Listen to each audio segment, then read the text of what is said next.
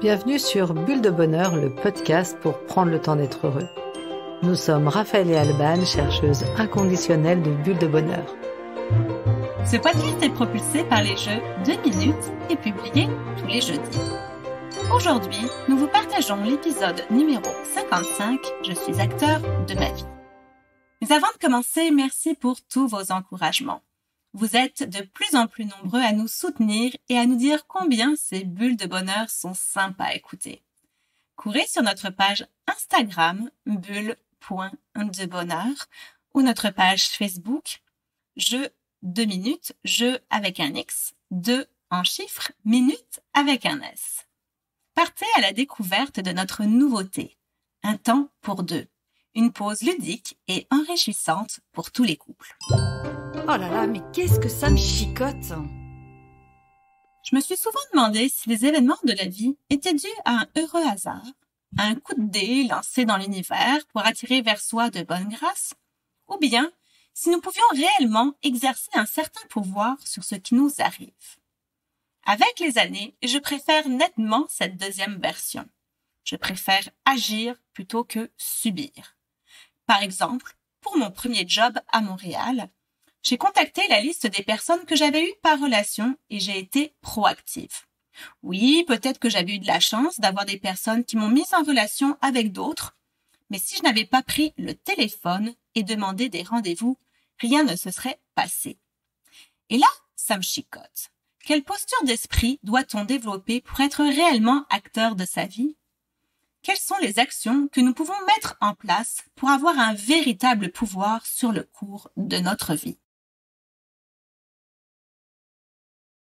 Soyez le changement que vous voulez voir dans le monde, dit cette célèbre phrase de Gandhi. Mais en réalité, qu'implique-t-elle cette phrase? En fait, nous sommes souvent écartelés entre deux façons de vivre les événements et la vie. Nous avons quelquefois l'impression de la subir cette vie ou d'en être juste un spectateur, alors qu'à d'autres moments, nous nous sentons dotés d'un fort pouvoir d'influence, d'une réelle capacité à agir sur notre vie. Pendant cette période particulière du confinement, certains d'entre nous ont exercé leur métier parce qu'ils étaient dits essentiels, et d'ailleurs on les remercie, et d'autres ont été contraints de rester chez eux. Les enfants ou les aînés ont même été empêchés de sortir. Donc la question de subir une situation se pose tout particulièrement. Alors c'est quoi subir la vie? Subir la vie, ça revient souvent à attribuer aux autres la responsabilité de ce qui nous arrive, et on peut être amené à dire quoi qu'il arrive, on est gouverné par des incapables ou des malhonnêtes, ou je suis entouré de gens qui ne savent pas conduire, j'ai un patron qui n'y comprend rien, qui est totalement incompréhensif. Je vis dans une société de surconsommation, c'est intolérable. Personne ne fait rien contre ça. Et aussi, j'ai eu de la chance parce que j'ai réussi un examen, mais en fait, c'était facile, on me l'a donné, quoi. Bref, on pense que notre vie est déterminée par des causes extérieures qui sont incontrôlables et générales. Or, rendre les autres responsables de ce que je vis, c'est-à-dire en fait leur attribuer la cause de mon problème, non seulement va déterminer notre compréhension de ce que nous vivons et du monde, mais également la façon dont nous allons y mettre du sens et la manière dont on va pouvoir agir. Notre façon de gérer notre vie et les événements qui jalonnent notre quotidien pourra prendre deux axes très différents. On peut tout d'abord être dans l'attente, on peut se laisser porter par les événements, se plaindre de l'imprévu, être stressé à l'idée de devoir faire des choix. Se contenter de la routine et rester bien au chaud dans sa zone de confort. Ou alors, on peut avoir un pouvoir décisionnel sur les événements, on peut influencer sa vie, agir, se tromper, mais aussi progresser, voire même de temps en temps régresser, explorer des zones inconnues, créer, innover. Bref, se battre pour nos valeurs, pour ce en quoi nous croyons, et se voir comme le leader de sa vie. Nous vous proposons aujourd'hui de nous concentrer sur cette deuxième perspective et de regarder ensemble comment il est possible d'être un acteur accompli et heureux. J'aime dire que c'est vous qui détenez la télécommande de votre vie. Si vous laissez cette télécommande à d'autres, vous prenez le risque de regarder un programme qui ne vous plaît pas, ou encore pire, qui ne vous convient pas. car même dans des situations imposées comme celles que nous avons vécues avec le confinement, il nous reste en effet toujours une part de choix et de décision libre. Allez, je change de regard. Et si je décidais avec conviction que j'ai un pouvoir véritable sur le cours de ma vie? Alors on va vous proposer plusieurs pistes. Première piste, identifier ses forces de caractère. Les identifier, c'est important car elles sont le carburant de votre moteur. On vous en a parlé dans notre bulle de bonheur numéro 24. Les forces, ce sont des moyens de connaître ses talents. Martin Seligman et Christopher Peterson ont établi une liste de 24 forces de caractère humaines et universelles. Ça peut faciliter la découverte et le développement de vos talents.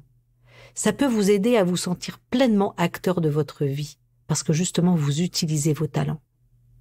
Vous trouverez le lien pour faire ce test dans le texte de notre blog sur notre site jeu2minutes.com. Pour mes mots, ces forces sont catégorisées en 6. La première, c'est la sagesse et la connaissance. C'est tout ce qui va toucher à l'esprit critique, à la créativité. La deuxième, c'est le courage. Tout ce qui va parler d'assiduité, de persévérance. Ensuite, c'est la force de l'humanisme.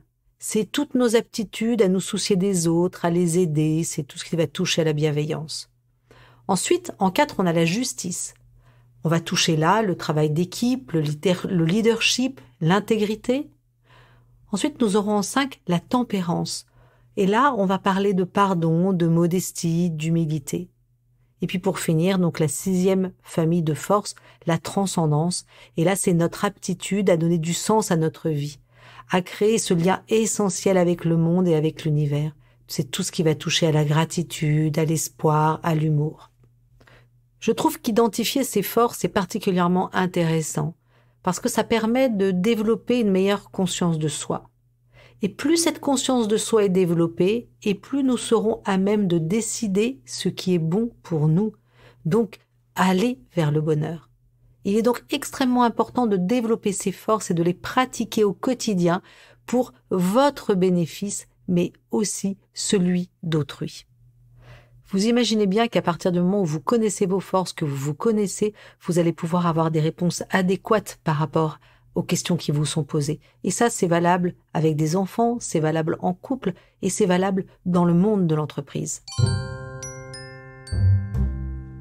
Deuxième piste pour être acteur de sa vie. Décider en connaissance de cause. C'est en fait le contraire de se mettre en pilote automatique. C'est-à-dire, de temps en temps, nous réagissons aux événements sans réfléchir en étant fidèles à nos bonnes vieilles habitudes. Si ce monde automatique peut nous faire gagner du temps, il peut aussi profondément nous desservir.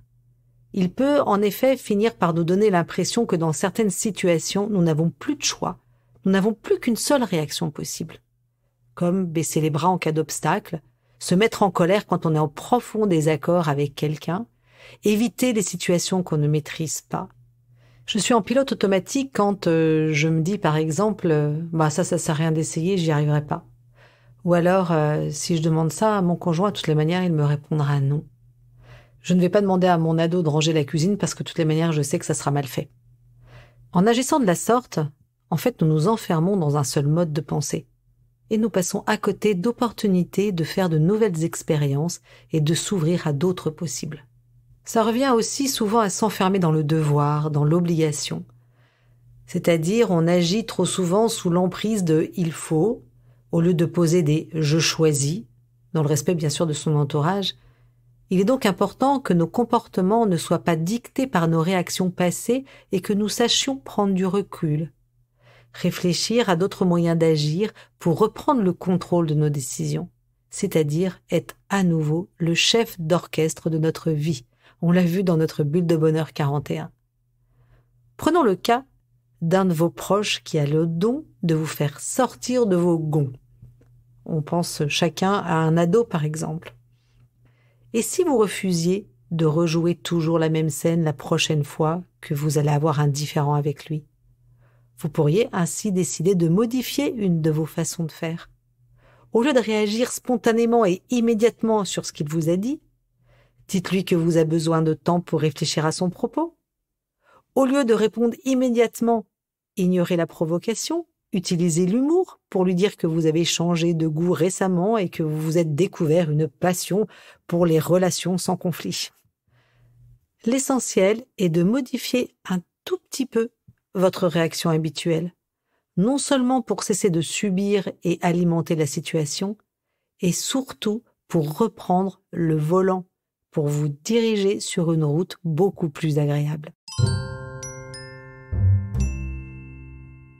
Troisième idée pour être acteur de sa vie, c'est être partisan de son propre avenir. Le passé, c'est le passé. Vous l'avez entendu 50 fois. On ne refait pas le passé. C'est important d'éviter de devenir esclave de son passé. Pour bien le comprendre, j'aime bien utiliser cette métaphore. Imaginez-vous assis sur une chaise. À gauche, c'est votre passé. À droite, c'est votre avenir. Et vous, assis sur votre chaise, vous regardez en face de vous, c'est le présent. Si vous êtes constamment tourné vers votre passé, que se passe-t-il? Tout simplement, vous tournez le dos à l'avenir. Alors il ne s'agit pas de nier notre passé. C'est grâce à notre passé que nous apprenons de nos erreurs, que nous grandissons avec nos expériences.